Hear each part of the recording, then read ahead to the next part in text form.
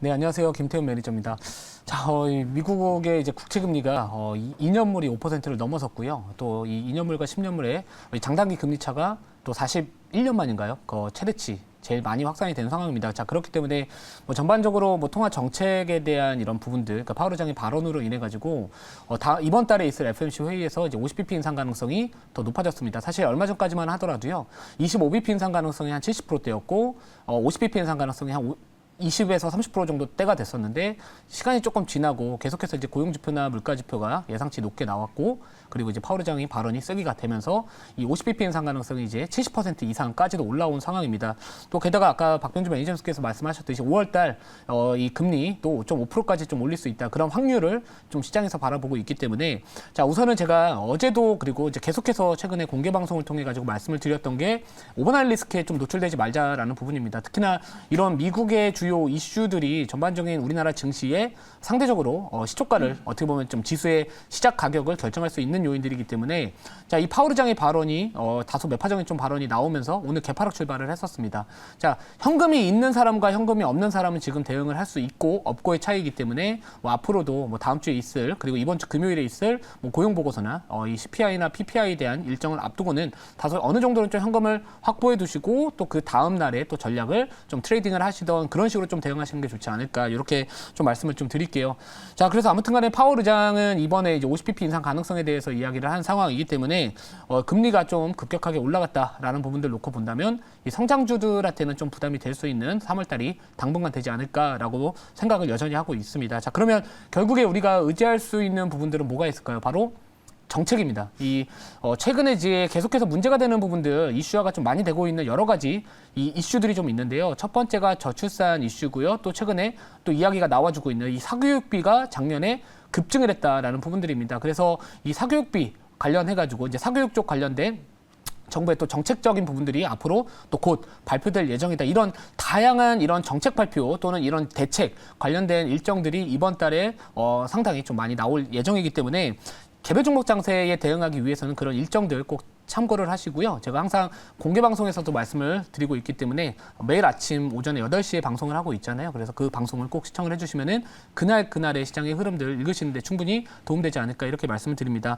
자, 오늘 같은 경우에도 이제 국채 금리가 급등을 했고요. 자, 그리고 우리나라 이제 이 OECD 국가 내에서 우리나라의 가계부채, 이 전세보증금을 포함했었을 때는 OECD 국가에서 제일 가계부채가 높다, 1위라고 합니다. 자, 그래서 제가 오늘 장전 공개 방송에서 탑픽주로 말씀을 드렸던 게 바로 리파인이라는 종목이었고, 오늘 장전이 또 급등을 했거든요.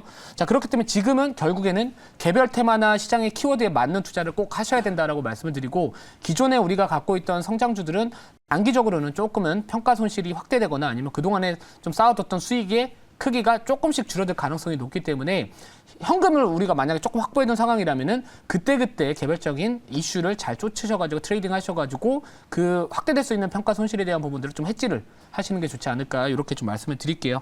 자, 그럼 이제 오늘 리뷰할 종목을 말씀을 좀 드리면은 우선은 사마컨덴서라는 기업입니다. 제가 이 기업 같은 경우에는 지금 2차 목표가를 지금 상당히 좀 높게 잡은 상황이고요. 지금 현재가 기준으로, 최고가 기준으로 본다면은 20% 정도의 또 큰 수익을 또 바라보고 있는 상황입니다. 자, 이 2차 목표가는 이제 52,000원 정도까지 바라보고 있는 상황인데요.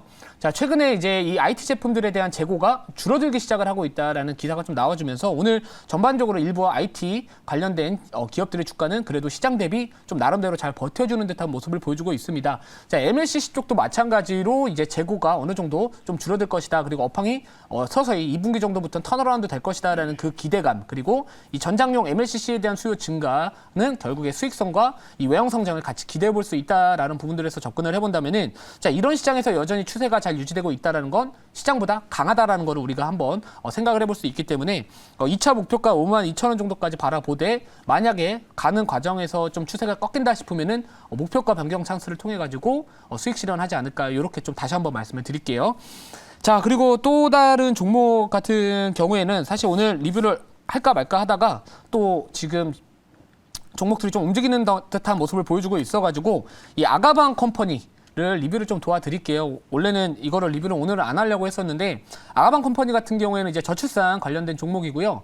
또 지금 오늘 같은 경우에도 저출산 테마 관련주들이 상당히 강한 모습을 보여주고 있습니다. 자, 오늘 같은 경우 특히나 시장의 흐름을 큰 그림을 그린다면 역시나 개별 종목 장세가 나와주고 있다라고 볼 수 있기 때문에 이 아가방 컴퍼니 오늘도 어떤 이슈가 있었냐면은 이 20대에서 30대 분들이 결혼을 좀 계획이 없다.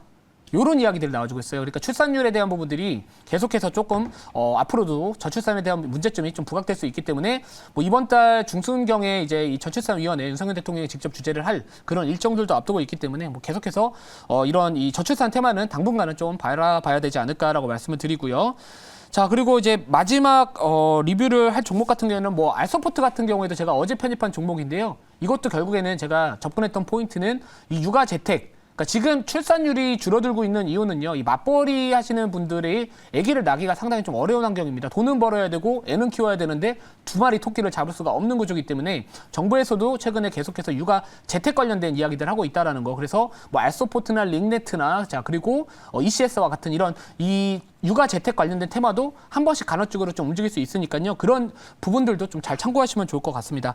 자, 그러면 이제 오늘 편입할 종목 같은 경우에는 좀 높아져가지고 확인을 하지만 그래도 또 저도 오늘은 좀 돌파 매매를 좀 한번 해보도록 하겠습니다. 현재가 28,400원이고요. 종목명은 꿈비입니다. 자, 꿈비고요. 사실 제가 생각했던 가격대보다 좀 많이 올라와 있는 상황이기는 하지만 자, 그래도 지금 개별 종목 장세 그리고 오늘 장중에 신고가를 갱신을 했다라는 부분들을 놓고 본다면은 추세는 충분히 조금 더 강하게 유지될 수 있지 않을까라고 해서 오늘 꿈비가 저출산 관련된 테마 종목들 중에서 대장주다라고 보시면 될 것 같습니다. 자, 동사 같은 경우에는 이제 유아 가구 이 국내 1위 기업이다라고 보시면 될 것 같은데 이 유아 화장품이나 아니면은 이제 반려용품 사업도 계속해서 이제 사업 다각화를 위해서 외형 성장을 위해서 시도를 하고 있는 기업이다라고 보시면 될 것 같고요. 자, 그리고 이제 최근에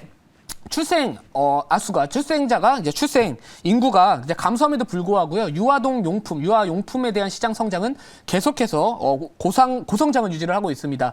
자, 최근에 이제 2015년도부터 2020년도까지의 CAGR 연평균 성장률이 11%, 그러니까 두 자릿대에 계속해서 고성장을 유지하고 있기 때문에 자, 앞으로 정부에서 저출산에 대한 정책적인 이야기들이 나와줘서 출산율이 조금씩 올라가게 된다면은 당연히 동사 또한 이 유아동 용품에 대한 이 가구 수요가 앞으로 좀 증가할 수 있지 않을까 이렇게 말씀을 드리고 싶고요. 대부분의 매출들은 유아용 가구나 유아용 화장품 쪽에 매출이 다 잡혀 있다라고 보시면 될 것 같은데 뭐 최근에는 뭐 다양한 뭐 지적재산권을 보유하고 있다, 뭐 기술력도 좋다, 뭐 이런 부분들도 있고 이 마케팅 보통 온라인 마케팅을 주로 하는 기업입니다. 자, 그래서 온라인과 마케팅, 뭐 인플루언서나 아니면 팬덤 마케팅을 주로 하고 있다라고 하는데 자, 앞으로는 이 오프라인 마케팅을 통해 가지고 또 이런 판매 채널을 또 다각화를 해가지고 또 실적 성장에 대한 부분들을 좀 견인하고자 노력을 하고 있다 이렇게 보시면 될 것 같고 뭐 백화점이나 마트에 출점을 해가지고 이제 소비자들을 좀 만나서 이렇게 좀 상품을 좀 더욱더 적극적으로 판매하는 채널을 확보하겠다 이런 이야기들도 있습니다. 뭐 중국이나 일본 뿐만 아니라 북미나 유럽, 동남아 쪽에도 이제 이 지역별 매출 다각화를 위해 가지고 시도를 하고 있기 때문에 뭐 이런 부분들도 한번 참고해 보시면 좋을 것 같고요. 자, 오늘 지금 조금 가격이 움직이기 때문에 1차 목표가 먼저 말씀을 드리면은 1차 목표가는 3만 원. 말씀을 드리고요. 나머지 가격 전략은 잠시 뒤에 말씀을 드리도록 하겠습니다. 자, 자료 보고 말씀드릴게요. 자, 여러분들 이제 신규 상장주 상장한 지 별로 안 되다 보니까 자, 오보행 이슈에 대해서 궁금해하실 것 같아가지고 오늘 자료는 딱 한 가지만 준비를 했고요. 자, 오보행 이슈라는 거는 결국에 기존에 이제 가지고 계셨던 이런 보유 예수가 풀리는 거를 의미를 합니다. 근데 지금 보시면은 대부분의 지분, 이 최대주주나 특수관계인에 대한 비중이 지분율이 상당히 좀 높은데요. 대부분이 2년 6개월입니다. 자, 그렇기 때문에 뭐 이런 부분들은 오보행 이슈에 대해서는 아직까지는 좀 우려감은 없다라고 보는 게 맞는 것 같기 때문에 혹시나 뭐 신규 상장주인데 오보행 이슈에 대해서 이 보유예수 물량 풀리는 거에 대해서 걱정을 하신다면은 뭐 아직은 2년 6개월이라는 시간이 조금 넉넉하게 남아 있기 때문에 뭐 오보행 이슈는 걱정하지 않으셔도 된다라고 말씀을 드리도록 하겠습니다. 자, 이 자료만 준비를 했고요. 질문 받아보고 그리고 추가적인 가격 전략 말씀을 드릴게요. 네, 제가 질문해 보겠습니다. 아까 얘기하신 것처럼 지금 시장이 좀 제롬 파월의 좀 발언으로 인해 가지고 약간 이제 이런 좀 개별주의 흐름들이 좀 강해지고 있는 상황인데 결국에는 이런 좀 시장 관련돼 가지고 이제 그 어느 정도 테마성을 종목들 좀 쫓을 필요가 있다라고 말씀을 해주셨잖아요. 그래서 전체적인 좀 시장에 대한 좀 뷰나 이런 관점들 한번 좀 짚어 주시는 게 더 좋을 것 같아서 좀 시장 관련 내용 조금 부탁드리도록 하겠습니다. 네, 제가 어제도 사실 말씀을 드렸던 게 이제 파월 의장의 발언에 따라서 이제 변동성을 좀 키울 가능성이 있고요. 어느 정도 이제 앞으로 통화 정책에 대한 이런 힌트를 좀 얻을 수 있다라는 측면에서 본다면은 3월 달에 있을 이 FOMC 회의에서 50bp 이 경계감은 계속해서 이제 있을 수밖에 없는 상황이고요. 그 동안에 1월달과 2월달에 많이 올랐던 뭐 AI나 뭐 이런 이 성장주들 같은 경우에는 당연히 이 할인율의 상승으로 인해 가지고 기업 가치 하락에 대한 부분들이 부담이 좀 될 수 있는 상황이라 가지고 뭐 전반적으로 이 성장주에 대한 비중은 조금은 줄이되 만약에 과도하게 낙폭을 했었을 때는 오히려 또 기술적 반등을 또 공략해보는 방법도 좋을 것 같고 뭐 당분간은 FOMC 회의 전까지 그러니까 FOMC 이후까지는 뭐 다음 주에 그리고 이번 주 금요일 날 고용 지표나 다음 주에 소비자 물가지수, 생산자 물가지수가 시장의 예상치보다 크게 하회하는 수치가 아니라면은 뭐 전반적으로 좀 성장주에 대한 매매를 하기에는 조금은 3월달은 어렵지 않을까라고 말씀을 드리기 때문에 아까 말씀드렸던 이런 정책주들에 대한 관심을 그 어느 때보다 1월달과 2월달보다는 3월달에는 조금 더 주목을 해보셔라 이렇게 좀 말씀드리고 그 이슈는 공개방송에서 제가 항상 말씀드리니까 뭐 8시에 많이 참여 부탁드릴게요. 자, 그러면 이제 가격 전략 추가적으로 말씀을 드리면은 1차 목표가 아까 말씀드렸듯이 3만 원이고요.